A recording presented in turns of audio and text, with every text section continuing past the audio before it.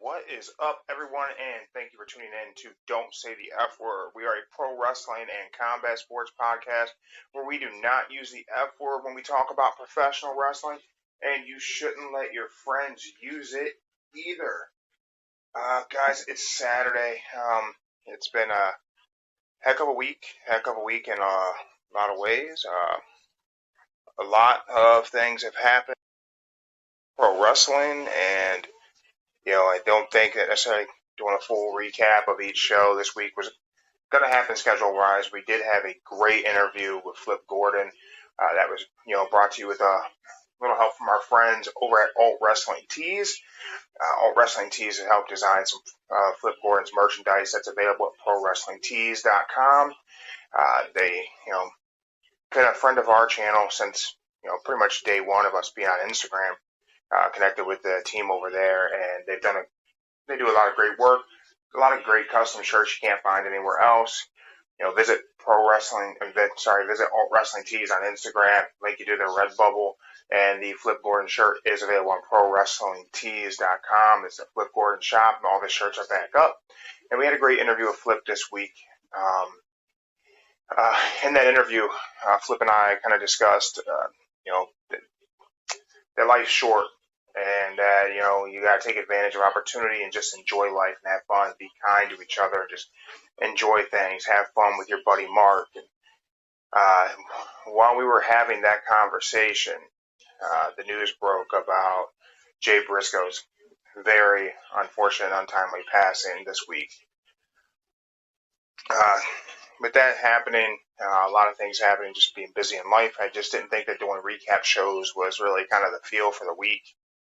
I think that the Briscoe brothers' legacy in pro wrestling and tag team wrestling really, truly speaks for itself. I don't think there's a lot for me to go into there. A lot of things to say to them that it's just a very, very sad thing. We hope things are going well for us. That his daughter's surgery went well, and all those things are good. And there's no right thing to say when somebody loses somebody.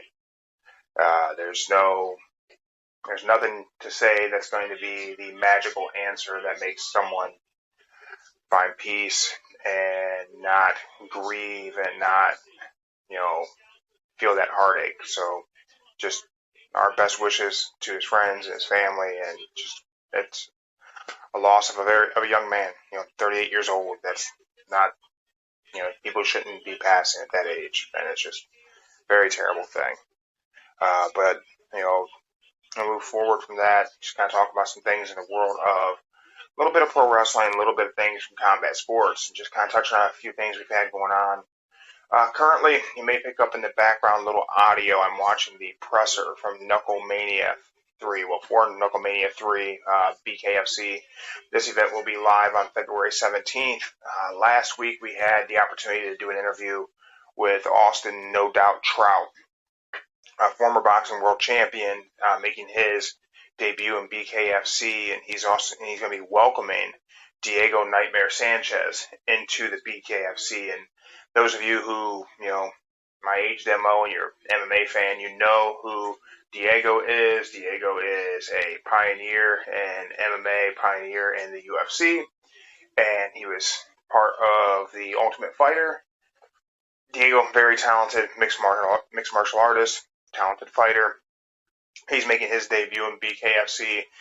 And I think a lot of people are going to tune in to Knucklemania 3 on February 17th, whether it be through the BKFC app or Fight Plus on Fight TV.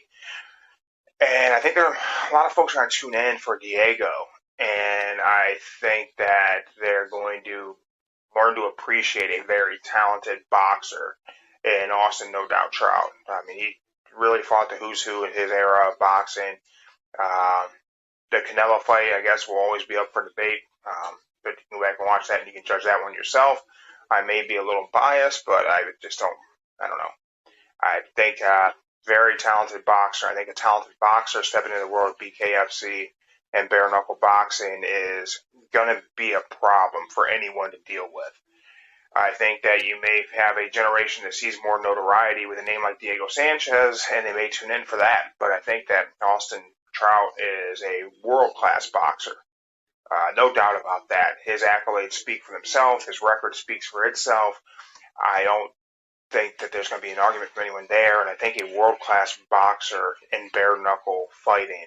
I mean, bare-knuckle fighting is bare-knuckle boxing. It's just, it's boxing. It's your hands. It's connecting, and it's, I don't know. I think Diego Nightmare Sanchez is going to have his hands full.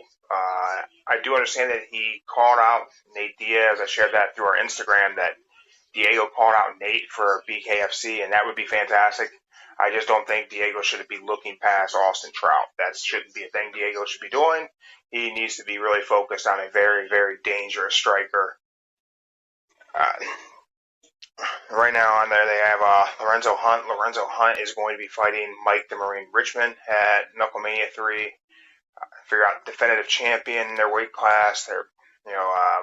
Richmond is the interim champion. That fight is going to be crazy. A lot of things that hit social media is the kind of brawl they had at the presser. I don't know, people can feel however they want to feel. I think that type of tension between two fighters, they're there to fight. Those kind of things help sell. So, if you're going to hype up your presser like they used to do back in the day of the UFC where fighters wanted to fight, they weren't trying to just not lose. I think, things like this are intriguing. It's interesting. People are going to enjoy it.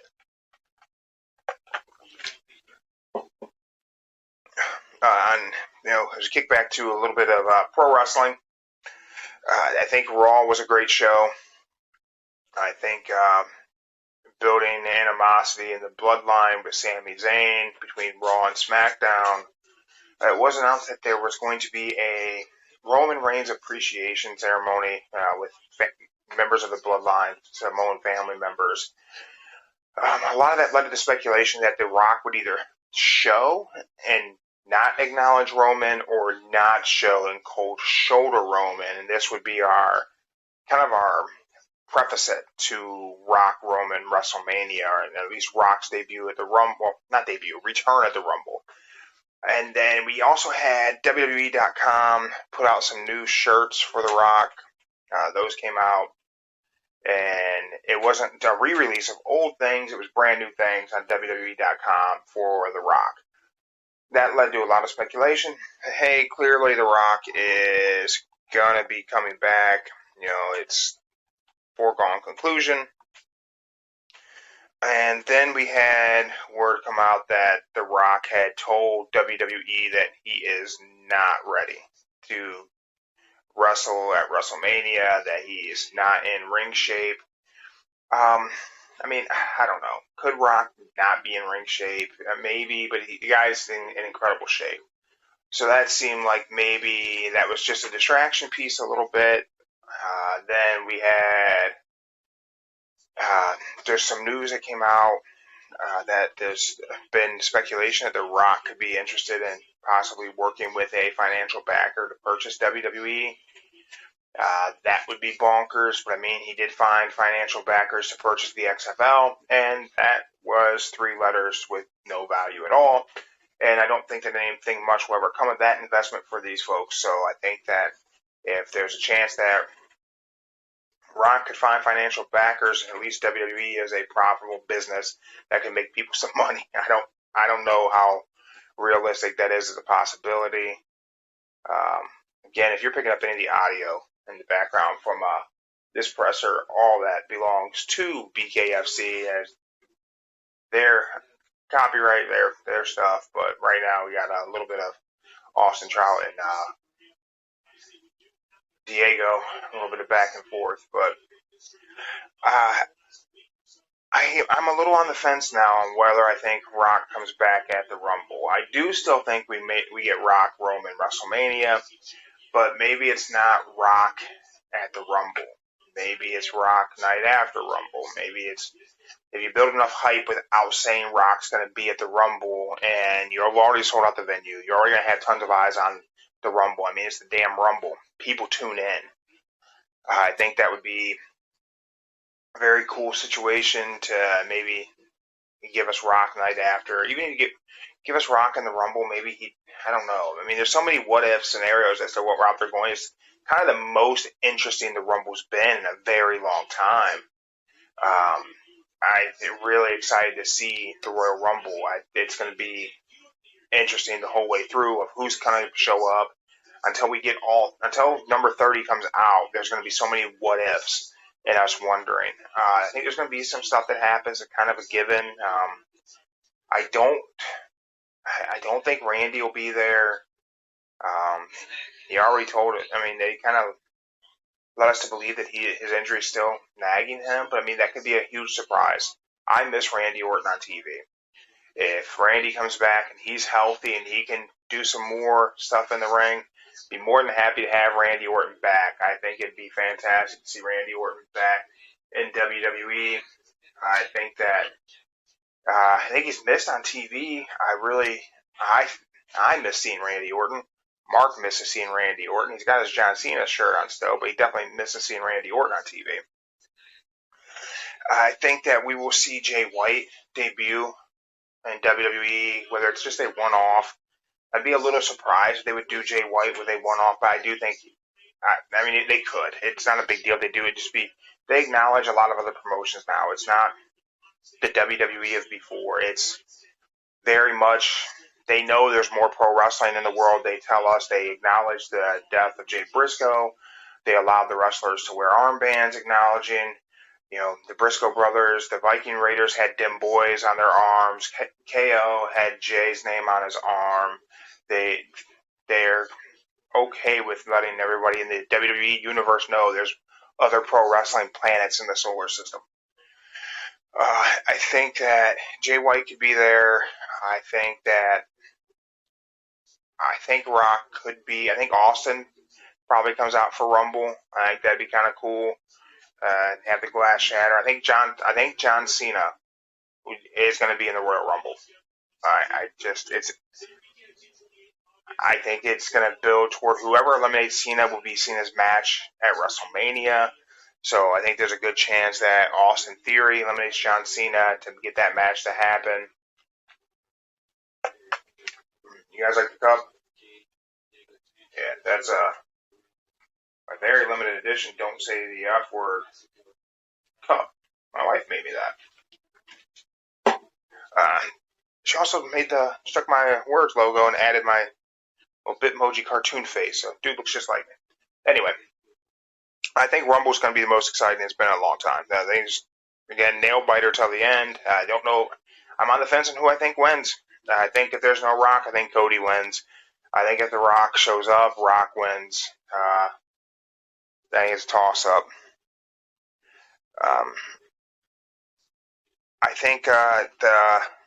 I think Dynamite was a good show this week. I thought Bryan Danielson and Bandito put together a great match. I think all in all, just a solid show, but just not a lot really going on. I think next week's Dynamite, I believe we have Darby Allin versus Buddy Murphy. I think that's going to be a killer match, and hopefully it builds to something with the rest of the House of Black and some Darby stuff and some Sting stuff, and they can work a program there. Last night on Rampage, we had what's being called a heel turn by Eddie Kingston on Santana. On Ortiz. Sorry. I don't know that that's really a heel turn, because I don't think that Eddie Kingston is a heel or a face. I think he walks that line. I mean, his program with Punk, he played the heel.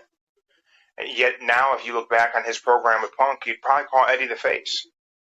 I think that, Eddie Kingston's able to kind of bounce back and forth, but he is the guy who, like I've talked about before, going to AEW shows. Eddie's the guy they send out to get the crowd going. You want to send the crowd home happy? Eddie cuts the final promo after the cameras are off. That's what happens. Eddie Kingston connects with people. I've said before, I really want to be a huge Eddie Kingston fan. There's always just a little piece of the puzzle missing for me, but I don't dislike Eddie Kingston. I love it. I think the guy's a good promo whenever he's not trying to have it be a promo. It's just Eddie Kingston. You hear his interviews with folks, and he comes off as just a very genuine, authentic person. Those are my kind of people. But I do think that it'll be interesting for Ortiz to have a program with Eddie that can be kind of built to a blood feud. Eddie and Mox had a great blood feud, and then they came back together as friends. Same thing kind of happened with him and Ortiz. Or maybe it's just Knox, maybe they have a good few matches and they just stay friends, and they're friends who like to fight. And he feels like he's getting Eddie Kingston back to where Eddie needs to be. I don't know. It'll be interesting to see how they plan that one out. I wonder if it's going to remain a Rampage story or not. I think there's a good chance they do keep it as a Rampage thing, but who knows? Maybe they will, maybe they won't. I think it's something that probably has a good opportunity to be a Dynamite program, but maybe they want something better to have as a Rampage program. I don't know. Additionally, something I really want to talk about in the world of combat sports is Power Slap. League debuted this week. We had a good interview with Dwayne Crespo. He's a heavyweight for Power Slap League. He talked about his preparation for the sport, how he looks at things, and how he competes in it, how his training goes. He helped explain the rule set to me a little bit, how fouls work. We talked about the areas where you can't land a slap. Talked about things like that. Right here's the part of that presser where Lorenzo Hunt gets a little heated and Richmond gets up and gets in his face, and this is going to be where the brawl breaks out. Oh, so Lorenzo Hunt does throw that first slap on Richmond, and everything collapses. And then everybody falls right off the stage.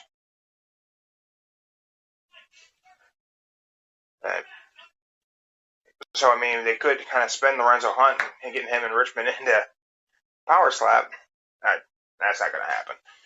I do think it's a little interesting that in Vegas, bare knuckle isn't sanctioned, but Power Slap is sanctioned. But that's the power of the UFC. But I think that I see so much stuff online on these different combat sports pages on Facebook, and fans commenting on the Instagram posts from Power Slap League. Just so much hate. So many people, just so much negativity. Everybody is so negative sometimes. It just feels like, I understand that the IWC, the Internet Wrestling community, can be a very toxic place sometimes, and people just love to kind of complain, and it's a lot of, this is stupid, I hate this. And as fans, you can feel however you want to feel. I get it.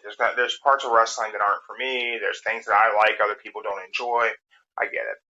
When you're looking at the world of combat sports, though, and if you're a MMA fan, and a lot of modern day MMA fans are strictly UFC fans, and it's a generation that's the only MMA they know.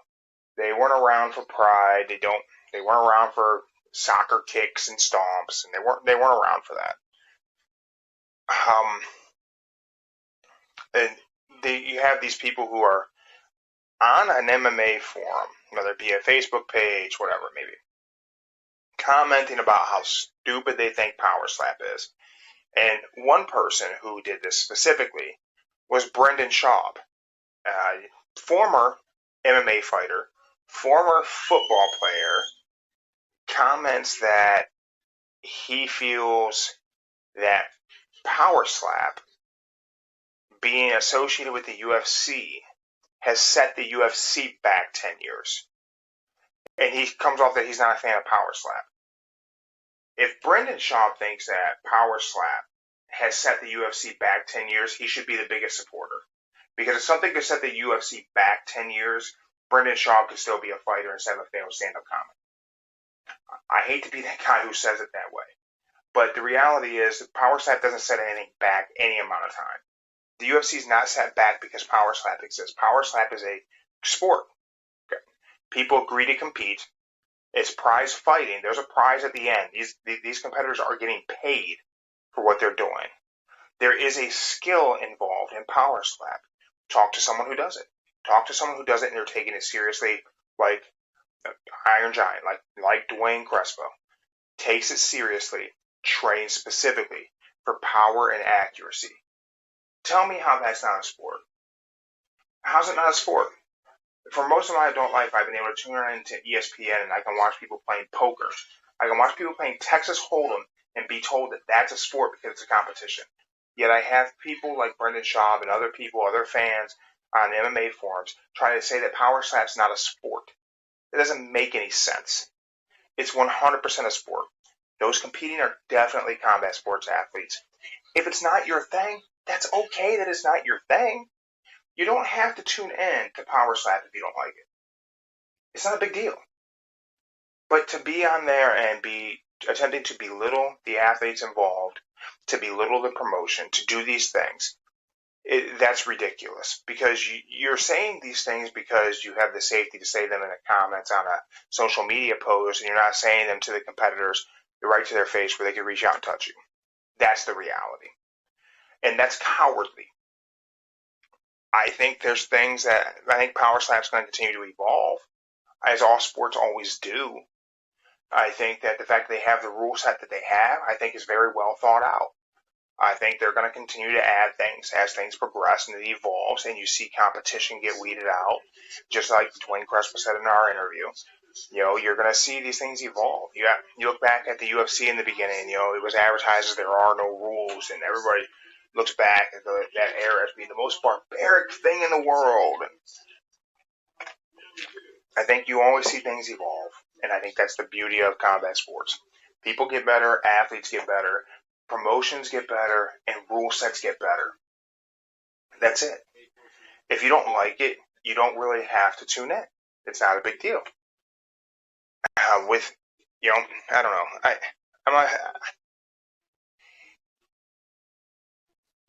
I guess it just confuses me how you can be very content to watch MMA and watch the UFC, but then you think that Power Slap is somehow problematic.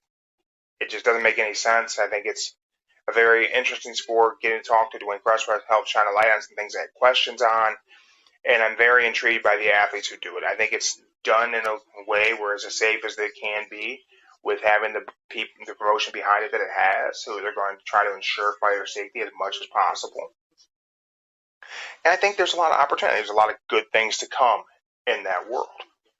I'm excited to see what keeps happening with it. I hope they continue to go. I hope we get multiple seasons. I hope things progress. I hope we see more tournaments happen. I think that there's a lot of opportunity there for fighters to make some money and get some recognition. I think that if I were able to make a change, I would look at the fact that it's very much something that can be encapsulated in very small chunks. I think it's great to do a show to introduce people and let people get to know fighters. I think that's where the UFC is currently missing. I think the UFC doesn't make stars anymore. There's a UFC card tonight, and I'm not very familiar with anybody on the card. The UFC used to build stars. Right now, I'm watching the presser for Knucklemania 3, and Diego Sanchez is on there. And they used to be effective at making their fighters household names. And I hope that they can do that with Power Slap. I hope these people can become household names. And I think that doing that format the way they're doing it with the show right now is good. I think maybe that changes over time. I think it's a good opportunity for everyone involved to get on the podcast, like mine, like many others, and talk about what they do, talk about how they feel, their training methods, what they enjoy, just who they are as a human being to connect with fans and resonate with fans and get more eyes on them and get more eyes on that product. I think that the competition itself is good and bite-sized. Maybe it becomes something that's part of UFC pay-per-views. Maybe it's a situation where we can, expand on feuds in MMA and UFC with Power Slap and do these different things. I think it's a lot. It gives the UFC tree another branch, and maybe they can do something. But I just don't understand the hate. I really don't get it. It makes no sense to me. But hey, everything's not for everybody. I do think that Raw 30 is Monday. So today's Saturday, a couple days away. I think we'll see a lot of things come out there. That they're going to do the trial of Sami Zayn instead of the Bloodline's acknowledgement of Roman Reigns or celebration of Roman. I kind of feel like that might be the thing that tells us they don't got Rock. I think that maybe there was a plan there, maybe that plan has fizzled out, and they're not going to be able to do it. I think Rocky's not. I mean, why would you do a trial of Sami Zayn if you had Rock? I don't know. Kind of feels like they don't got Rock, don't it? It feels like they don't have Rocky. But we'll see. We'll see on Monday, right? We do have there's bare knuckle boxing tomorrow morning, 4 a.m. It's Thailand. Right now they got John Dodson on here for Knucklemania 3. Also, former UFC veteran, going to be taking place at BKFC Knucklemania 3 on February 17th. Next Friday, BKFC 35 is taking place in Myrtle Beach. Jacoby Lawrie will be on that card. He was on our show a couple weeks ago. Good guy, good kid. Unfortunately, his debut fight in BKFC took a knuckle to the eyeball, couldn't see, but he seems good spirit, seems healed up and ready to go, and he'll be fighting next Friday in Myrtle Beach. You can go back, catch our episode with him, ticket information, everything on there. We will probably look to do a live stream with that. I think that might be the way to go. That will probably be a kickoff of us getting some more regular episodes out. I said a lot of things going on here for me with the channel that we should be able to get some more consistency to getting videos out regularly as making a big career change. So be paying attention. Maybe I can get set to a schedule and get some things out a little more regular instead of trying to jam things in so much and have a schedule out there for everybody. But I just want to thank everyone who tunes in, everyone who's been checking out the channel, check us out on social media. Don't Say the F Word Podcast on Facebook, Instagram, and TikTok. The Don't Say the F Word Podcast on YouTube. Please check out our video podcast. Check out the interviews we've had.